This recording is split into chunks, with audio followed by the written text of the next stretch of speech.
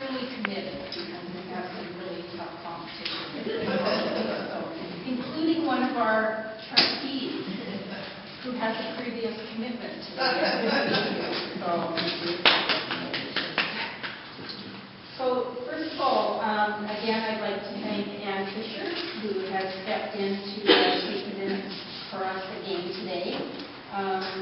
She is recording today's proceedings, and again, that recording is used to produce the minutes. It's raised after that. And as at the first meeting that we have no objection to the recordings. And I see that Mary has got a video recording set up. Does anyone else have an audio recording that we need to know about? Okay, so we'll proceed, and the first item on the agenda is adoption of the agenda.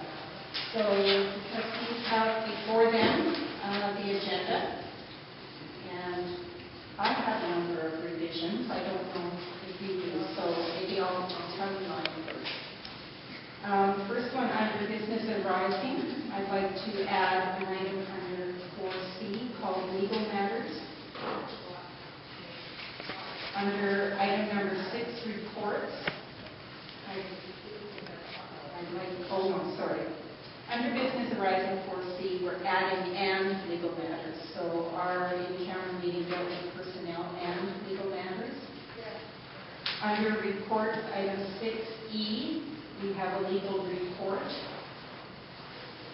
And under number 7, new business, item D, fire department asset trade. I don't know if anyone else has any other additions that you'd like to make to the agenda. I have a motion to adopt the agenda as amended. And please. Any discussion? All in favor? Anybody opposed? Carried. Petitions and delegations, we have none today. Third item is approval of minutes. So we have before you the minutes of the May 25th regular board meeting. There are a couple of numbering errors in the motions that can be corrected. And are there any other errors or omissions? We have a motion to adopt the minutes as amended. I'll make that motion. Bruce? And Steve? Any discussion? All in favor? Opposed? Carried. The next item on the agenda is reporting from in-camera meetings and business arising. So from the regular meeting on May the 25th, the item is the UBID-KIP water agreement. Under Section 31R2 of the MBA, the CBRD is required to approve the agreement between UBID and KIP before it can proceed.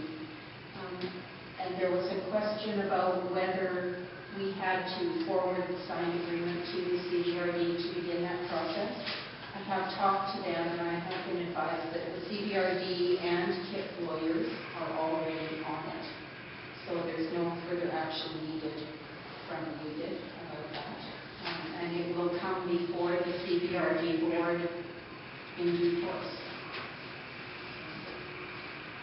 The other business arising item from last month was the package that came from the CBRD with the draft agreement around UBID transferring its water license to the CBRD. The board did meet, and we decided to send the CBRD a letter about that, and I'll read it to you in part, just because I know that there's a huge amount of interest. So it was on the agenda at our regular board meeting, and we discussed it in an in-camera meeting on June 1st. And say the UBID intends to work in good faith finalize an agreement. However, as this matter has not been put before the board for over a year, and since there are new trustees on the board, we will require some time to familiarize ourselves with the issues and implications. As a starting point, the board is interested in negotiating an agreement in principle or a memorandum of understanding, which is quite different than what they sent to us. They sent to us a very formal looking kind of agreement. And that memorandum of understanding will identify UBIT's interests and some guiding principles that could be triggers for further discussion. We intend to identify and understand the financial cost implications, and we anticipate some legal issues in relation to the UBIT-TIP water agreement. This is also an issue of enormous interest in the community, and we foresee some kind of community consultation process. Our first step will be a discussion with Director Jolles scheduled for June 28th. After that, we will continue to determine Union Bay's interests, and subsequent meetings may be arranged. And then we kind of sign it off and send it to everybody. So essentially what we're saying is that we're prepared to begin discussing this issue with them, but very clearly we want to identify UBIT's interest in this process, and do not want at this stage to have a very formal kind of agreement that's written in stone. We're talking more about principles and understandings, and as I've started to kind of investigate this a little bit, it's much more complicated than we had any idea about. So this is going to unfold over the next several months, and I would expect at some time, probably later this fall, we'll have some kind of community meeting where we'll come back to the community with what we're thinking, what the interests are, and get some community validation to move forward. Okay.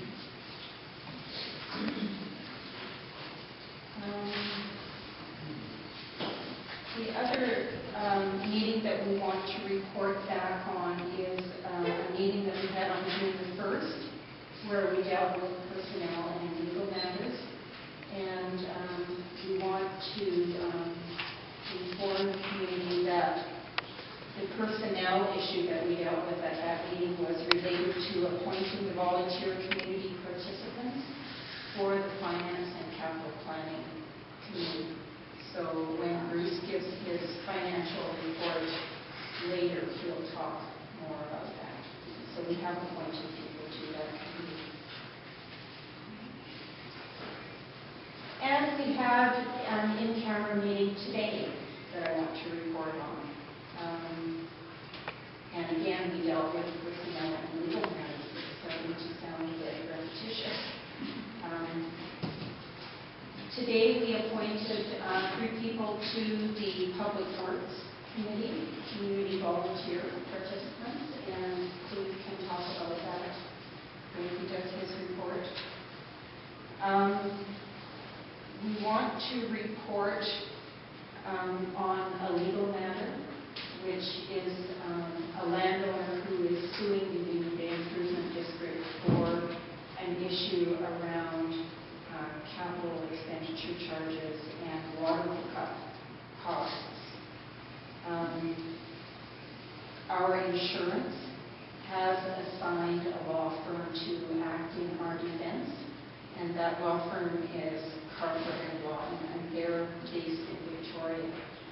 You'll see on the agenda that we have correspondence and other issues relating to that issue, so that will give you a bit more information about that. We also dealt with a letter from Freedom of Information and Privacy Commission, and have agreed to bring that forward.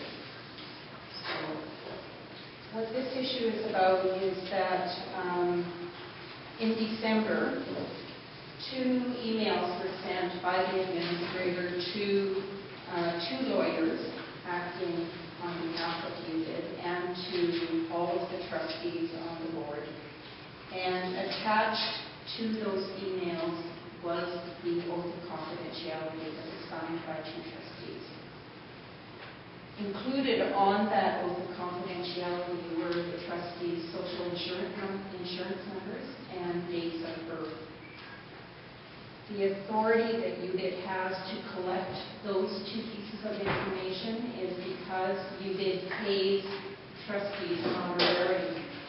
So for Revenue Canada purposes, we are entitled to collect that information. Under the Freedom of Information Act, however, we are not entitled to disclose that personal information for any other purpose than the one for which it was collected. So it was sent off to the 2 lawyers and to the other trustees for a totally different matter. And a complaint was filed with the Privacy Commissioner's office. That complaint has now been investigated, and the investigator has come back citing 2 specific sections under the Freedom of Information Act which were violated. And for both of those sections, he ends his discussion by saying the SINs and date of birth should have been severed from the oath of office form before they were transmitted to the lawyers and the other trustees. And I'll read to you just the final kind of recommendations. So, this office is not punitive in nature and seeks to solve disputes regarding FIPA in a remedial fashion. To that end, I recommend that the UDID take the following action to help ensure that inappropriate disclosure such as this does not occur in the future. And he's proposed 3 steps. And in our in-camera meeting today, the board has agreed to accept those 3 steps, and we'll be confirming that with us. So the 3 steps are: you have to contact legal counsel to whom the records were sent and ensure that they have removed the personal information from their records. You have to contact the trustees to whom the records were sent and, where possible, ensure that they have removed the personal information from their records. And you have to create a new form separate from the oath of office so that personal information necessary for the issuance of T4s is stored separately. So we will be moving ahead with that and bringing one issue to conclusion.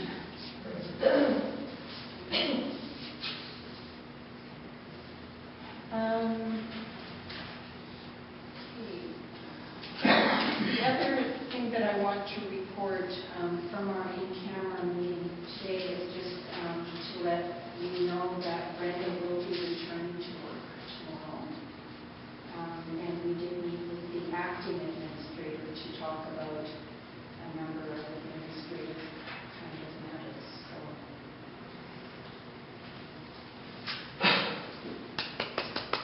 okay.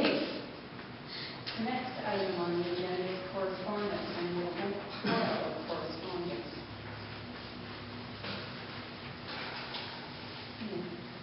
The first item is a letter from Barnes Craig. They're the insurance adjuster that deals with UDID's liability insurance. If UDID is sued, we do have insurance coverage. And this first letter deals with the Mary Reynolds small claims issue. And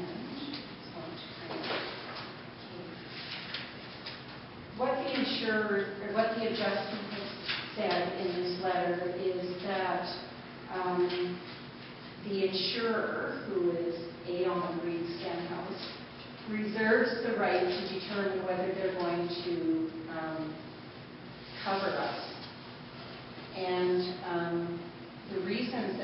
cite for that is late notification, and as well some of the exclusions that are in the clause in the contract.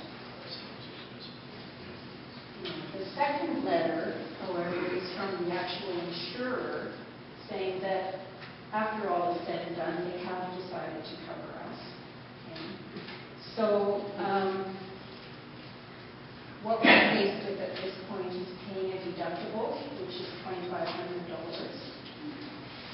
We expect the total cost for defending against this matter to be $5,000. So we're ending up paying about half of it. And at this point, we will be moving ahead with that. Okay. So that's that one.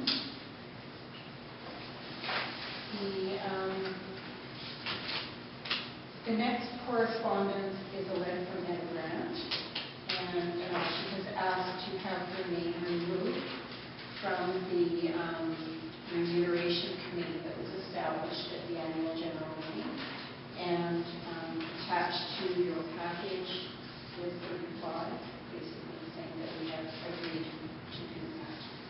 So that leaves 2 people on that remuneration committee, which is not an issue.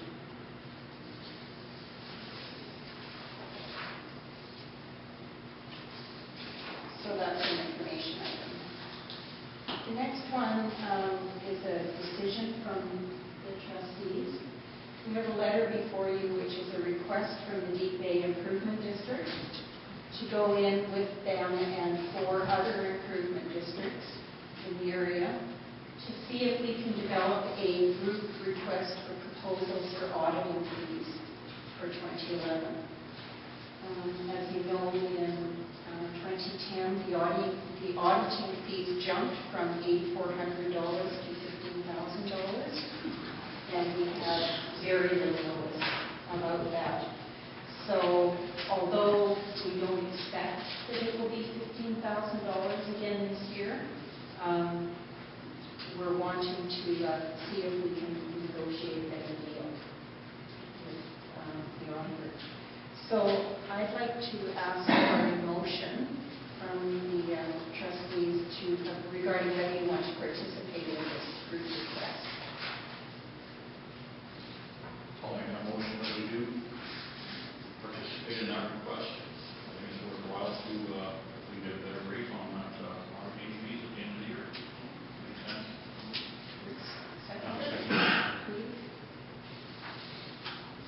Any discussion? Really good idea. All in favor? Carried.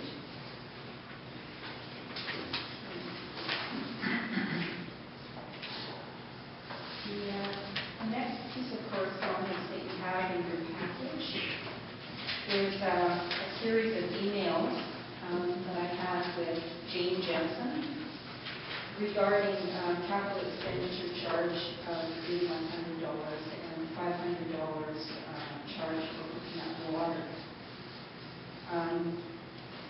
After quite a bit of back and forth, it boiled down to a question from them about whether they could appeal that amount. Essentially, once the bylaw is proclaimed and the fee is established, and this was established in 2009, so it's been around for quite a long time, there is no further appeal process. And what we did clarify with Mrs. Jensen was that the capital expenditure charges that we collect by law are required to go into a capital savings account. So one of her concerns was that that money was just going to kind of disappear into an operating account. But that money is very highly regulated and it must be spent on capital items. So that's just for information for you. The next piece of correspondence is another letter from the insurance adjuster, Barnes Craig, and this is about the BAMS case. However,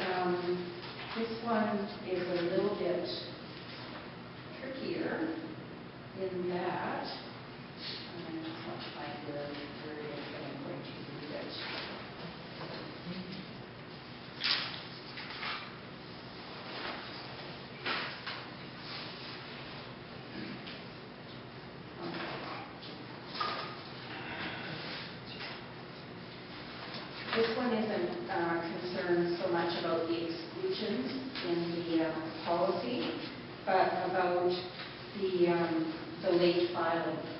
So it says, notice of any claim be given to the underwriters as soon as is reasonably practical and in any event within 40 days of the end period of insurance.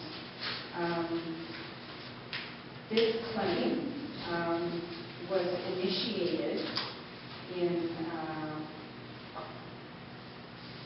September of 2010. They were not formally notified until I notified them on May the 27th.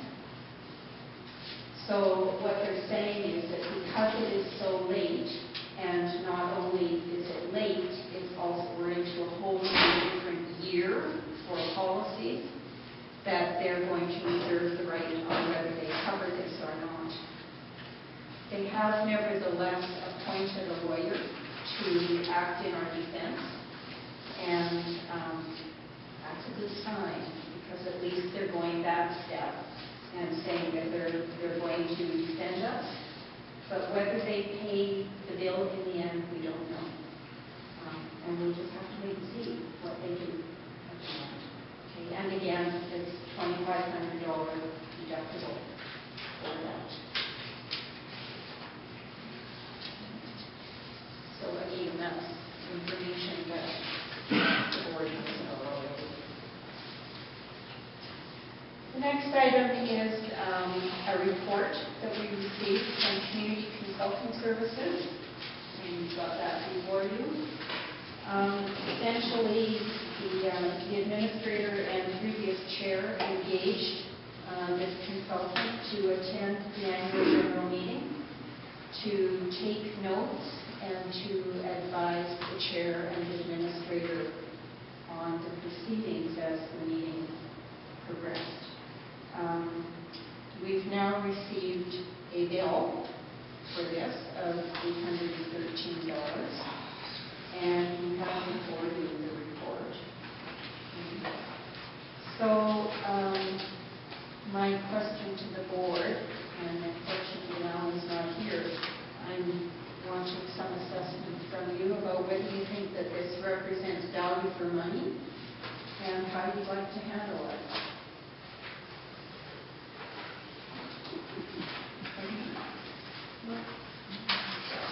My comment is there's no value for money in this report. It's, I think everybody that's in the meeting here today, everybody that's in the meeting here today is well aware of how the AGM was run and how it turned out. And I don't think this is just a reflection of what everybody in this room knows today.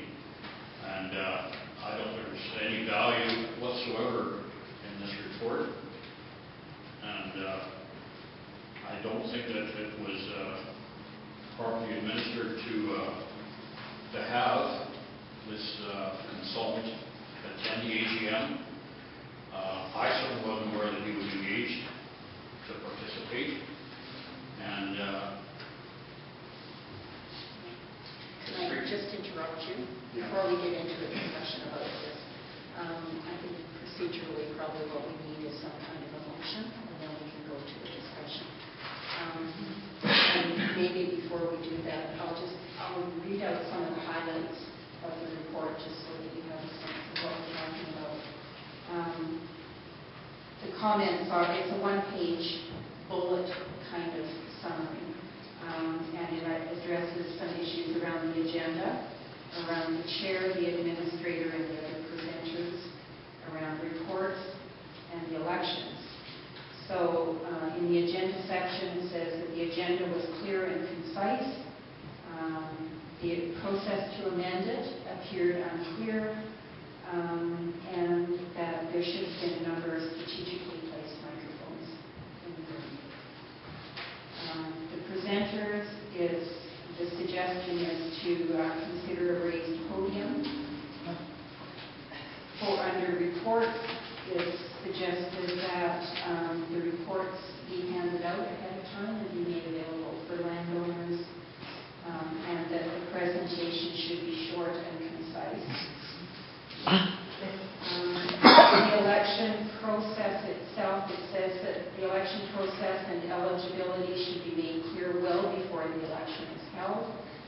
The returning officer and deputy should be unbiased and familiar with the process.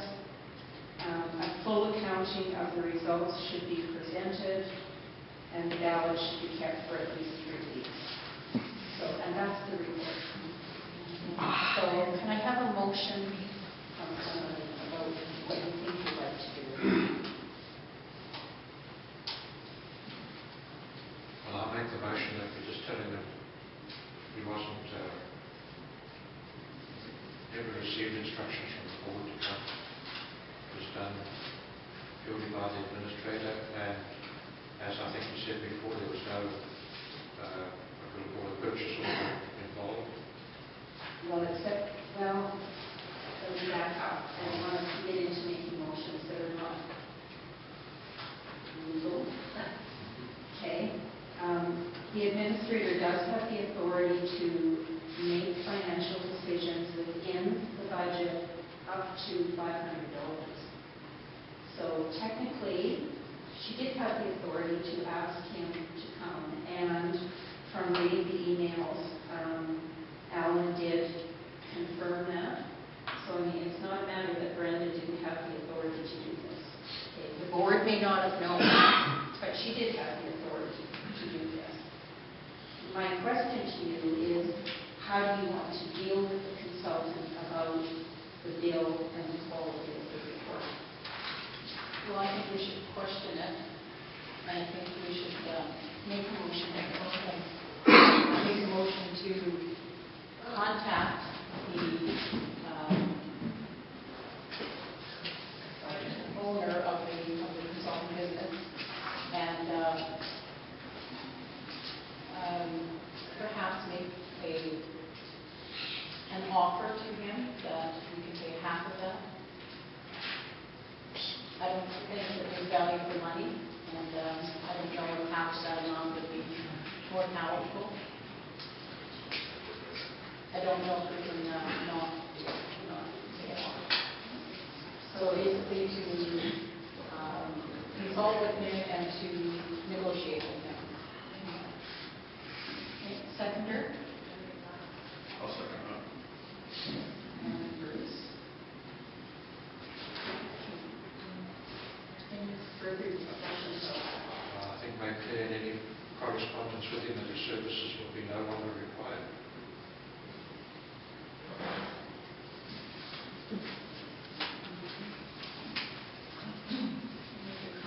Or maybe ask him in the negotiations what he based that amount on. Basically, adjusting my offer. So you've got before you a motion to contact the consultant and to attempt to negotiate a rate and trying for half. That's what the motion is. Any further discussion? All in favor? Carried. That can be one of Brenda's tasks.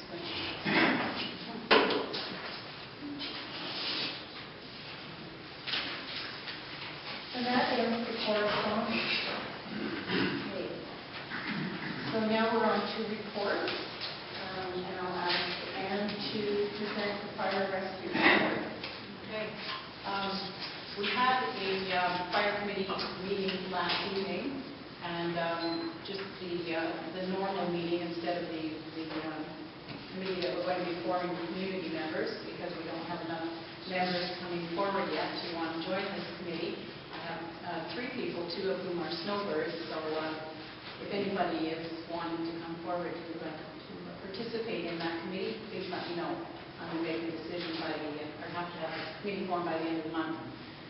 So at the meeting last night, we just held at the fire hall as normal with myself, Mark Jackson, Ian Ham, and Carol Molstad, Bruce Ledsey, and Cleve Goldswain attending. It was called to order at 6:30.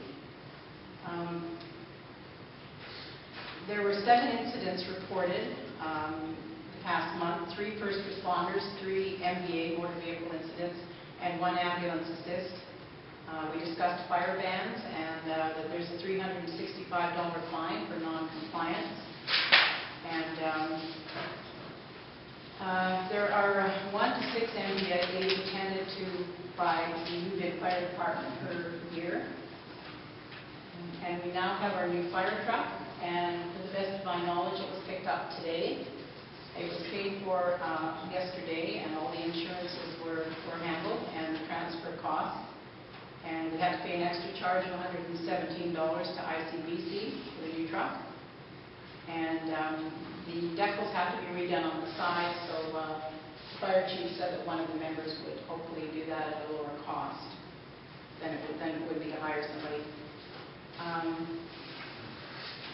Carol Molstad asked if the fire chief could do an item on the new fire truck for the landowner's update, but we held off on that because the chief shrine at Comox, where the truck was purchased, will be doing a photo walk. So hopefully you'll see something in the paper about that. And the fire chief attended the FCABC conference from June the 6th to the 10th, and he is going to be doing a report on that. And the fire chief recommended that the blue 40-foot sea container situated on the vacant training lot be traded with Oyster River Fire Department for 6 Scott SCBAs and 6 aluminum bottles, which is a value of about $3,600. And he's provided me with a proposal to do that, and I'd like to make a motion. We'll do that under new business. Okay. So I'll just let everybody know that what he's sort of the details of that, and that the Oyster River chief and himself met, and they do trade back and forth, basically to save money. So it has been sitting there for 4 years, so we thought that we could remove it, and if we do decide to sell that lot, then it's one less thing to worry about. Okay, so also we discussed with the fire chief that the financial difficulties that we do have financial difficulties in the board, and that once again reiterated that spending in all departments must be very prudent. And so the discussion was that probably would be somewhat difficult in the fire department, which we understand, but we will be looking at it, discussing it, and the training is going to be a priority in the department, and that has been in the past and will continue to be. And Bruce Lipsey asked if a member of the fire department could be available to do first aid for community events such as Bay Day, because apparently there is no first aid at the local events. And it's not in the fire department's mandate to do this. They only have emergency first aid tickets and must be available for emergencies only. And it was decided that the onus is on the organizer of each event to attend to any first aid treatments. And the fire chief gave some information on 3 potential new members of the fire department. They have 26 now, so that would bring us up to 29 if they come on board. And they have the necessary training already, and he feels they'd be a great asset to the department. So that concludes my report. Motion to accept it for information. Yeah. I'd like to make a motion to accept the report for information. Discussion. All in favor?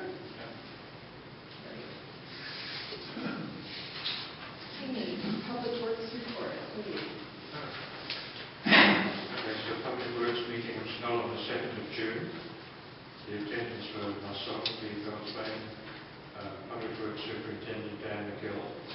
We had guests of Bruce Livesey, Jerry Sandow, and Bill Ellis. And the meeting was called to order at 10 o'clock. Superintendent Dan presented the Public Works report. As of May 25, the overflow had stopped and the spillway will be cleaned and dry. Grass and brush clearing is underway and will continue through summer. Logging on the west side of the lake has not yet started. The water level of 12.5 feet was recorded. Turbidity levels are at 0.73 in and 1.6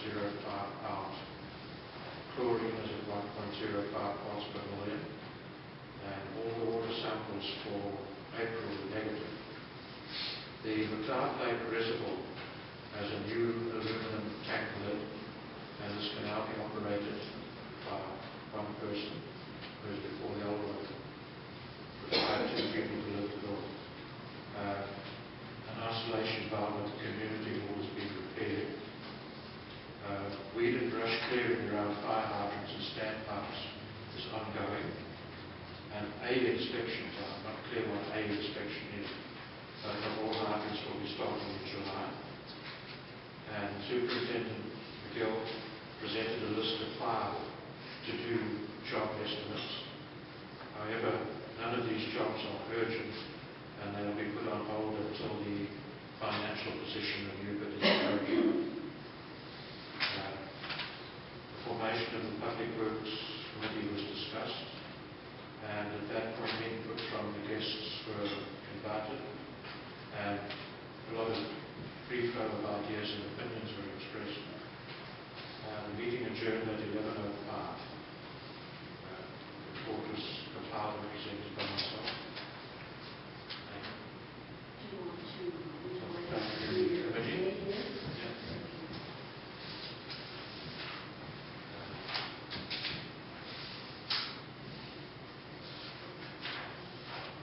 For the Public Works Committee that we're going to be forming, I received 6 responses from people volunteering to serve. They were Jim Elliott, Bill Ellis, Dennis Naylor, Alan Webb, James Smith, and Jeannie McGrady. After talking with them, my selection was Bill Ellis, Alan Webb, and Jeannie McGrady. This leaves one position open and may be filled at a later time. The board accepted my recommendations in the in-camera session, which we lodged before this meeting. Thank you. Welcome on board. Alan's here, and Bill is here. Bill can stand up and Alan can stand up so everybody can see who they are. Stand up and wave, right? I've never met, I'll introduce you all. And Jeannie is not yet there. So would you like to make a motion, please, to accept your report for information? I'll make that motion. Second. I'll second that. Any discussion? All in favor? Carried. Financial reporting. Bruce. Finance and Planning Committee report. Unfortunately, this financial report was only received yesterday, and the Financial Committee has not had the opportunity to review it. So I would like to summarize it for the board's information. This financial statement is a draft format and is for information only. As we are continuing to work on the final figures and a format for presentation. I can tell you that the waterworks budget has a potential deficit of approximately $30,000. This net income of this budget is clearly indicated as a year-end shortfall, and that's shown on the financial statement. I would also like to point out that the audit and legal expense this year to date are already $11,000 over budget, increasing from $50,000 budgeted to $61,000 to date. This does not take into account the further unknown legal expenses that we are anticipating from this account, which could be as much as $50,000 or more, plus the $30,000 shortfall already referred to and $11,000 over budget to date. This could be an anticipated shortfall of approximately $9,000, and that's the public works. Our budget currently shows that we could possibly have had $34,000 surplus this year that could have been allocated to renewal and replacement. However, we are anticipating legal fees from this budget to reach an estimated $50,000 as well, which leaves no contribution to renewal and replacement, and a further $16,000 deficit. We have just received the adjustments to last year's audited financial statements from Brent Johnson, of which there are approximately 70 items, and we are working to produce financial pages to reflect street lighting, building, and capital expenditures. We plan to have a more comprehensive statement for our next meeting. Thank you for your patience during this awkward transition. Respectfully submitted, Bruce Lizzie. And that includes and not a complete statement from our temporary administrator, but that's what we have to work with for now. And I'll attach. Would you like to also report on your finance and planning committee and members? Yeah, the finance committee has been established. I had 6 people. I think we talked about this at the last meeting, and the selection was, I don't know if it was here, Gordon Hood, and Pamela Ramsey, and Pamela Mountain are the 3 candidates who the board has selected to work on a finance committee. We did have 1 meeting, and it was an inaugural meeting, and I provided them with a fair amount of paperwork for them to take home and have a look at, such as last year's budget, this year's budget, the last financial statement that we had to date, etc. And we'll be determining a date for further meetings, and that should be probably 2 meetings per month, and they will be open to the public, and those dates will be posted. So thanks very much. Yeah, I'd like to make a motion to accept that committee report for information only. Seconder, please. Discussion. Just an additional comment that we have been working with Ken Carter, who is the acting administrator, who's been here for the last little while, trying to come up with a different format for financial reports that's a little easier to kind of sort out exactly where we're at. So that's part of what we've been struggling with. Yeah.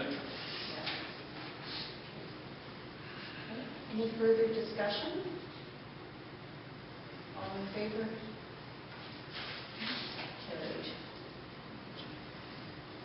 The next report is for me, and the survey report.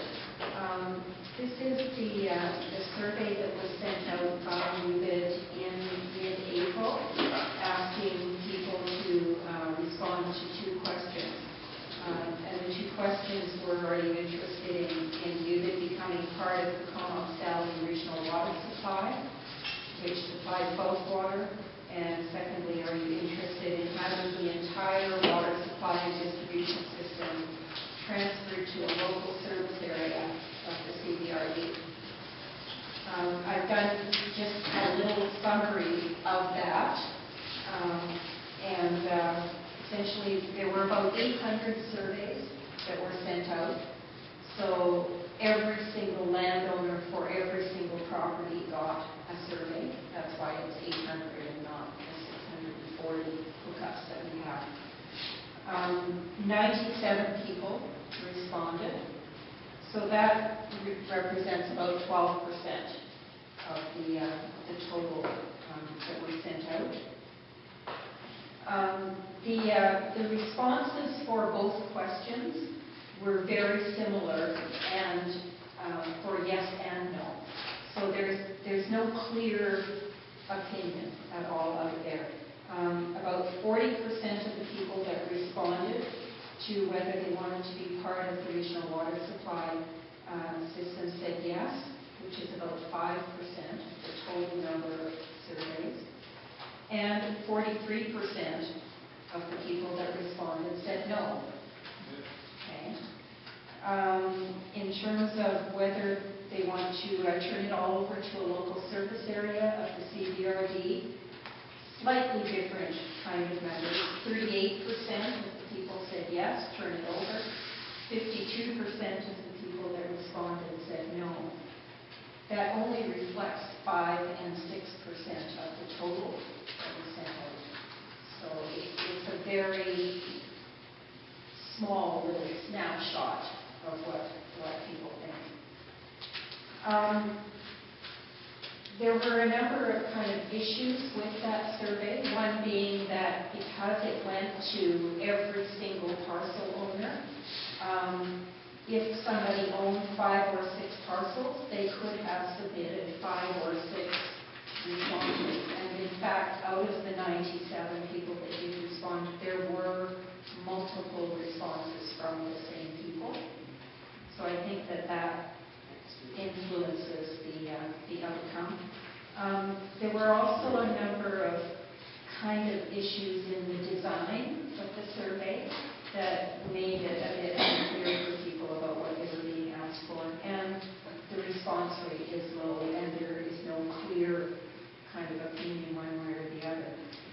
So based on that, what I'm recommending to the board is that we simply receive this information as information, and that it may give some kind of information to us as we begin to talk about this issue with the CBRD around the transfer of the water license. So I'm asking for a motion to receive it for information. I'll make that motion. Receive survey for information only. Okay. Seconder, Yeah, second that. any discussion? Do we want to put that onto our, the UBID website, Bill? Information? Well, we can. We'll deal with that step after this. Okay.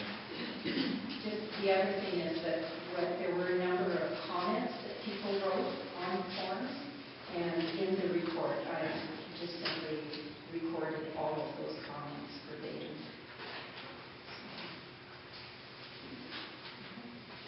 All in favor of receiving it? Opposed? Carried. Okay. Now the question is, what do you want to do with it? Would you like to put it on the website or not? For information only, I don't see why we don't put it on the website. Might be interesting reading for a lot of people. So can we have a motion to do that? I'll make a motion to put that on the UBID website. Second it? Yep. Any discussion? Nothing else. All in favor? Any opposed? Carried. Okay. The final report in this section is a bit of a legal report. And again, there are some things we can say and some things we can't say. So the first thing that I would like to report is that Mary Reynolds' small claims action was held in Courtney on June the 6th. The judge dismissed that suit, and that was based on some procedural matters that it was dismissed, which personally I think is a bit unfortunate in that the community is not going to have an independent, objective person look at the facts and make some kind of judgment about the facts. But nevertheless, it's finished. At this point, what we're doing is sorting out the bills. And as I said, the insurance company has agreed to cover us on this, so our cost out of all of that will be $2,500. The second matter that I can report on is the lawsuit that's before the Supreme Court, again, where UBID is suing Mary Reynolds. That matter was transferred to lawyers, and Staples, McDonald, Stewart out of Victoria is now handling that matter. There was a hearing scheduled for yesterday, and it has been adjourned now to June the 28th, primarily to give us all time to become familiar with the file and to make some decisions. So that has been delayed in a couple of weeks.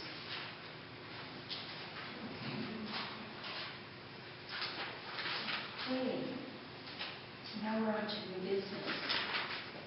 Okay. So you have before you a draft terms of reference for another standing committee of the board. This one is called Bylaws, Policies, and Procedures.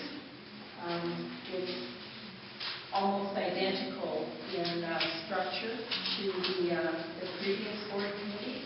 This is an advisory committee to the board that can have up to 4 community participants involved, and that committee will be proposing bylaws, policies, and procedures for board consideration. So, we've identified a number of those kinds of issues that need to be reviewed over the next few years. So I'd like a motion to adopt the terms of reference as circulated. Please. I'll second it. Bruce? Any discussion?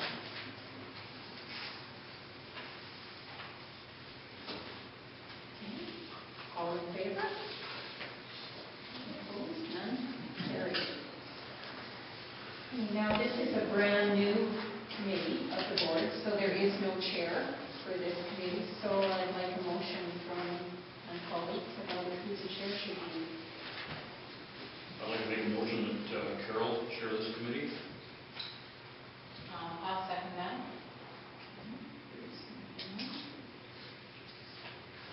I would accept that, unless anybody else is dying to be on this committee. Any discussion? So, All in favor? All in favor? Okay. I would also suggest that we put this onto the website with the other terms of reference. So I don't think we need a motion for that, but we will put it on so that people can see, and hopefully we have people lining up to join this exciting committee. Okay. The next issue that we have is a financial issue that we need to deal with, and there are two parts to it. In April, the board approved through a bylaw to transfer $50,000 from the fire reserve into operating, and that was primarily to cover some legal costs. $20,000 of that $50,000 amount was not transferred before the administrator went on medical leave. And in July, in May, when we came to the board, you all know that we identified some cash flow problems. So in July, UBID will receive the second installment from our property taxes, which is about $302,000. However, to address the cash flow problem between the beginning of May and the beginning of July, we needed some extra cash. So what happened is that on the advice of Ken Carter, the acting administrator, Cleve and I cashed in a $45,000 term deposit that we had that was earning virtually no interest. And we transferred that into the operating account on June 4th so that we could pay bills. The intent of us doing that is that the $20,000 that was previously approved will come out of that $45,000 term, and that once we get our taxes from the provincial government at the beginning of July, the remaining $25,000 will be repaid. Okay. So essentially, this is a short-term bridge funding until we get our money from the provincial government. What we need is a motion to approve the transfer of the $45,000 term deposit and then to repay the reserve fund for $25,000 once we get our money from the ministry. Okay, I'll make that motion. Anna? Bruce? Any discussion? Bruce, second. Yeah. Okay. All in favor? Okay. Opposed, none? Carried. The second item related to that is a recommendation our acting administrator today that we transfer another term profit under the same kind of situation. And this is primarily because of the postal strike. We do have some payments that we're waiting for, one of them being $14,000 from an HST refund that is probably going to be caught up in the mail, and water bills are going out at the end of this month. So if there's a postal strike, we could be into another kind of cash flow kind of issue. So what he's recommended is that we transfer another redeemable GIC, $40,000, $283.68, into our operating account under the same provisions, that once we get all of this settled and then we're sure we've got the cash that we need, that we would then transfer this money back into the GIC. So I need another motion to cash GIC 41, which is for $40,283.68 into our operating account, and that once we have the funds, we transfer it back into reserve. I'll make that motion. I'll second it. And Ann. Any discussion? All in favor? Opposed? None? Carried. Okay. The next item that we have on the agenda is a strategic planning workshop. The planning process for the board and for budget planning begins in August. But before we do that, we need to agree on some strategic planning issues, including determining some guiding principles around decision making, and kind of a philosophy about how we're going to tackle some of the decisions, like setting rates, like raising taxes or not, whatever. And that then the budgeting process, where we'll start to make money decisions, will be based on some pre-agreed upon guiding rules around how we're going to do that. I'd like to propose a day-long workshop for board members to begin discussing strategic planning issues sometime in July, probably before our July meeting. And just to kind of let you know that this is not considered a meeting per se, it's a workshop. So, and there will be no decisions made at this workshop. So, although it's not open to the public, it's not an in-camera meeting. It's a workshop where we can have a workshop. And who would you like to present? Okay, about July 9th, which is a Saturday. Do you want to make a motion, Ann? Sure. I'll make a motion that we hold a strategic planning workshop on July 9th.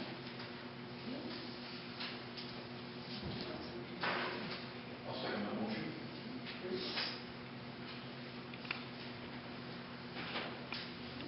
Any discussion? Maybe we can talk about who's going to be attending the meeting. Sure. The board, obviously. We need administrator. Probably the acting administrator. Well, we could certainly, we can invite whoever we think we need as a resource. I think both of them would be a good ones.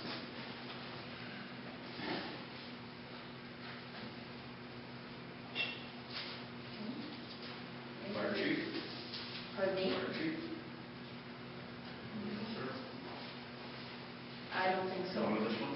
Well, I think This is the board. the board has to get its act together first.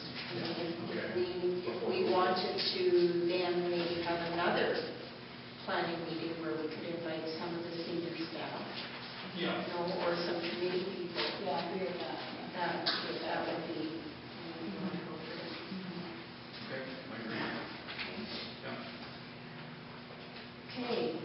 motion is to have a strategic planning workshop July the 9th with the board, the administrator, and the acting administrator. All in favor? All opposed? Nobody? Carried. Okay. Now, the final item of new business is a fire department asset trade issue. So this is the recommendation that was brought forward from the fire report. Anne. So do you want to come and speak to that and make a motion? Okay, I've already sort of outlined what the fire chief has made the proposal for, and so I'd like to make a motion to authorize the fire chief to exchange a sea container for 6 Scott SCBAs and 6 aluminum bottles with the Oyster River Fire Department. Seconded. Please. Discussion. Everybody's really clear on sort of it's a trade, what an SCBA is.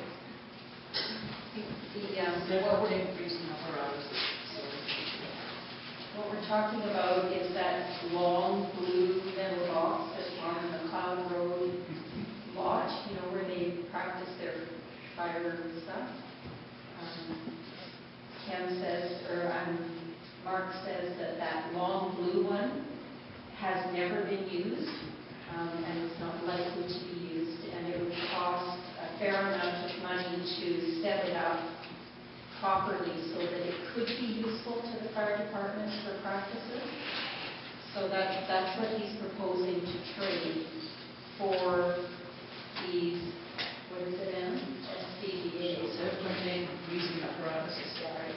So it's the masks and the air tanks that are kind of the essential equipment for the fire department. And Mark has said that it's not, that this is an immediate need for all of this extra equipment, but that a lot of this stuff can be used for parts, and that in the long run it will be more useful to us than this long narrow container that is sitting there. Okay, so all in favor? Okay, anybody opposed? Carried.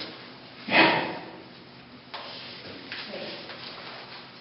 So that brings to an end the business part of the meeting. We'll throw it open to some questions, and it's now 5:30. Any questions by the board at all?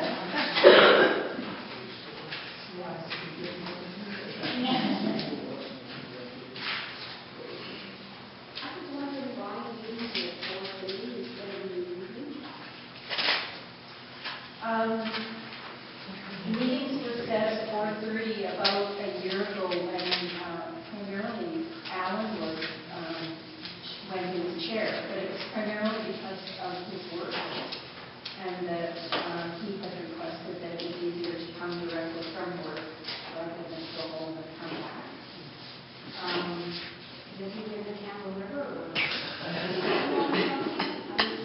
seems that at our meeting that we had, we were trying to get younger people involved. And these younger people are working at the building. And so I don't understand why it isn't at night. It's just a suggestion. Well, I mean, as a board, we can set the time and the date for the meeting at any time that we like, so are you? And I talked to younger people and they said, well, we can't get there because we're at work. Okay, It's a suggestion. so we'll put it on the agenda for the July meeting to kind of revisit the time and date of the meeting. Okay? I mean, the thing is that no matter what time you set, there's always going to be somebody who can't come at that time, but we'll deal with it next time. No, I know. If that's okay, People are working in the afternoon. sure. Okay. Any other questions? Yes, Jim.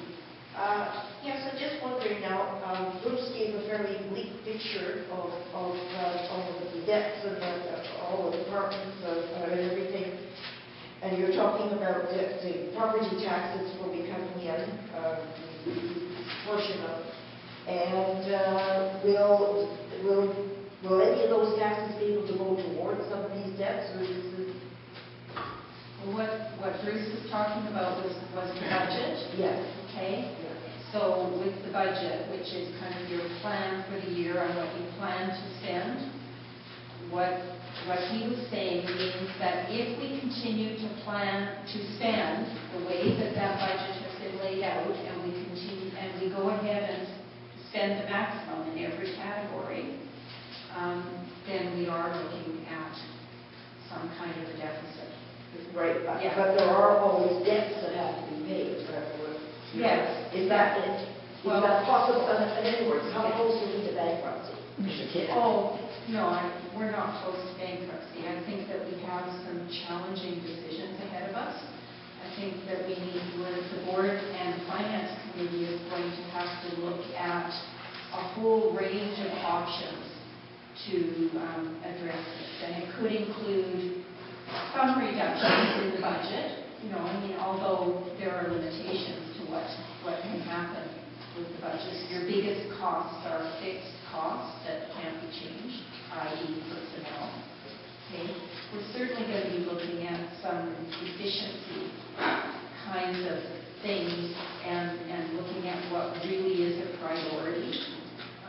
We may be looking at selling some assets.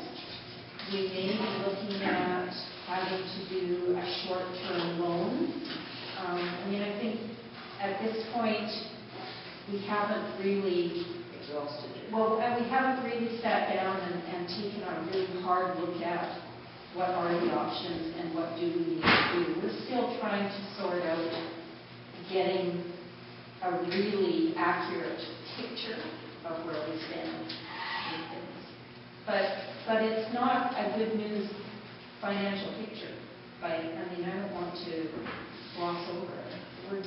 As a board and I think as a community, we're going to have some tough choices to make in the next year about what really is important and what are we prepared to pay for. What about contingency funds? Is there anything in the contingency funds? There are contingency funds. If we spend money that we put aside in contingency funds, then that means that you have no savings for a new fire hall. You have no savings for waterworks kinds of projects that need to be.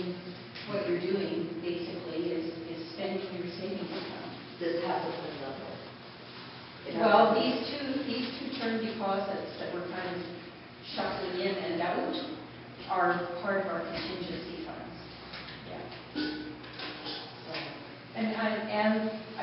Quite frankly, the legal costs that we're expecting for the rest of the year really is an unknown. We're kind of guessing that it's going to be $100,000. Who knows?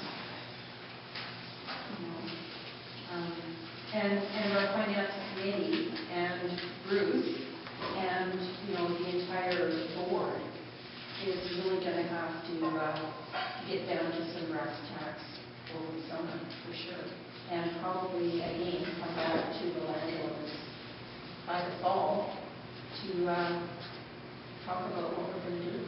What stuff are the legal costs right up to now that you know?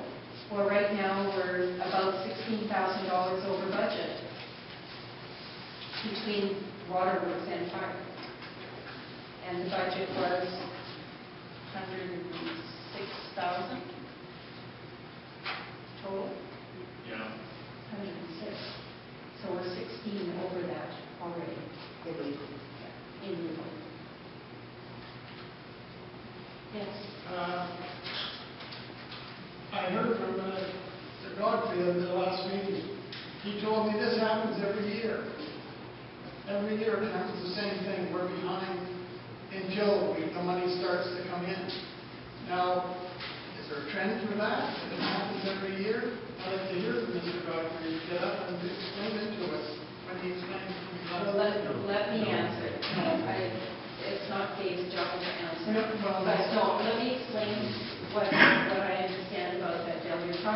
two different things. You're talking about cash flow, which is the money that comes in and goes out, and you want to make sure that you have enough money coming in to cover the checks that you're paying, right? So that's cash flow. And that's what happens every year, because at the beginning of the year, we get a small advance from the ministry for property taxes. We get it's about $100,000. We get the bulk of it, $300,000, in July, okay, for property taxes. So there's like a natural cash flow kind of issue. And once that chunk comes in from the ministry in July, and water rates or water tolls for the summer are usually higher, so you get, more money than usual in the summer for water bills. So the cash flow kind of issue over the course of the summer irons itself out. Okay. The other issue is a budget issue, which is kind of the long-term issue, so that at the end of the year, if we continue to spend the way we have, and if we continue to have some of these costs that we're anticipating, then we're going to have a shortfall. So it's two totally different issues. So, and on the legal fees and that, I guess we won't know, find out until whenever. Well, no, I mean, some of it is going to unfold as things unfold. Where's that money going to come? Well, that's going to be the challenge. Do you know exactly now, exactly how much legal fees there is going to out there? Well, it's $16,000 over 106 that was budgeted so far. So it's 118,000? That's right.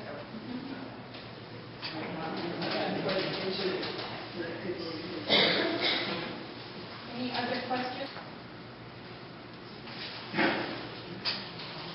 Okay, well, we are adjourned at 4:06.